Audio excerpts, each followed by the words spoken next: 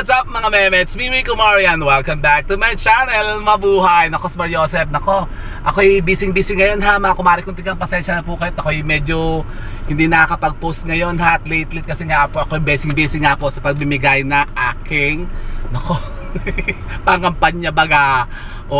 At yun na nga, gamitin nyo. Nakakamit at talaga namang ang init-init ha. Talaga namang lakad talaga kami. Yan, at andito kami sa isang sitio ng aming barangay dito po sa may Lopez Heights Subdivision, dito po sa may Anos. So ayan, kami po yung dito, namimigay ng mga pulyetos kasi nako, kailangan mag double time, ilang araw na lang, 3 araw na lang po. Nako, ayun na, big day na. At talaga namang nako, Smar Joseph, nakakaba ha. Ganito pala ang tumatakbo sa barangay yan, yung aking pulyeto. So yan. At ngayon may topic po tayo ha. At ang topic natin ngayon kasi ang dami kong nakita ng mga bahay na mga napuntahan, yung tumbok ha mga meme. Nako, Smar Joseph, yun, yung tinatawag na tumbok na bahay na may kaakibat daw na kamalasan. Nako, kaya kayo po ha mga meme, kaya pagka ang bahay po ninyo yung mga nasa tumbok, kailangan po kayo po ay alam nyo po ang mga pangontra dyan.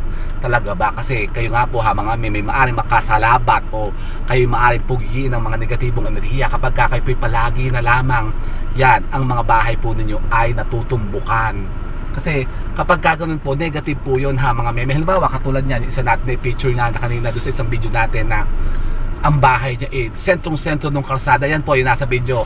Pangit po yung ganyan ha mga meme, na ang inyo pong bahay ay natutumbok ng kalsada. Kasi yan po ay accident prone po yung ganyan. Halimbawa, biglang nag-mishap at nagka-aksidente, di dire-diretso ang bahay niyo matutumbok ng sasakyan. Bawa nagkaroon ng aberya ang sasakyan, ganun din po yung mga negatibong enerhiya, diretso po sa pintuan po ninyo, pasok na pasok yan.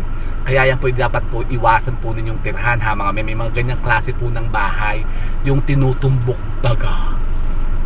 Pero maganda dito ha, maganda ang dito, environment. Tingnan nyo ayun si Kapitan Chang Ani, talaga namang napakasipag ng kapitan namin ha. Diba? Yan. Siya. At mamaya i-update ko kayo ha mga meme, mga kumari kong tigang ng aming mga activities ngayon. Kasi nga talaga namang nako, Smar Joseph, kailangan natin mag double time. Saan? Doon kila Padre Cacao? May bahay ba dyan?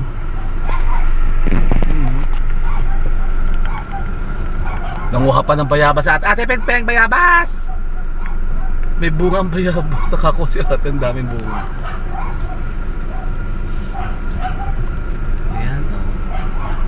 Talaga naman talagang kailangan natin kasi lilimasin natin talaga lahat ang mga mga botante dito. Kaya lang medyo talaga namang medyo sakripisyo lang talaga sa paglalakad-lakad kasi kailangan natin talaga mapuntahan lahat po ang mga botante. Teka. So yun, kaya iwasan nyo yan ha, yung pong mga bahay na tutumbok ha mga meme, malas yan. Nako po.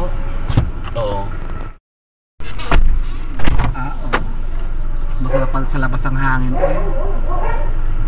ayun may bayabas. May bayabas may bunga ng bayabas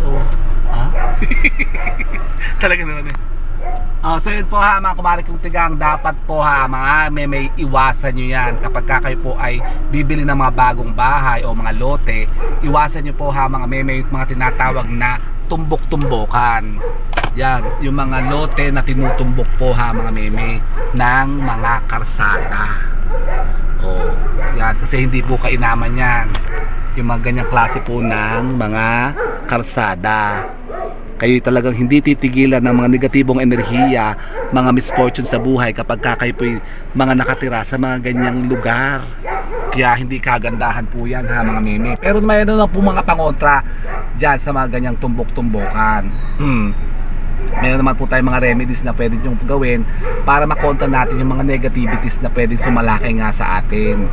Kapag kayo po yun na nga, hindi nyo alam na malas pala ang ganyan, yung mga tumbok-tumbokan na mga bahay. Talaga ba? Opo ha mga meme. Siya, go. Taga, babakot kayo mamimigay ng pulyetos. Lag ka naman eh. Sinabay na ang pagbablog. Kasi pasensya na, wala na talaga akong naipopost kasi ilang araw na ako hindi nakakapag-post. Eh kailangan ko talaga ngayon eh mag-post na ha. So yun, teka.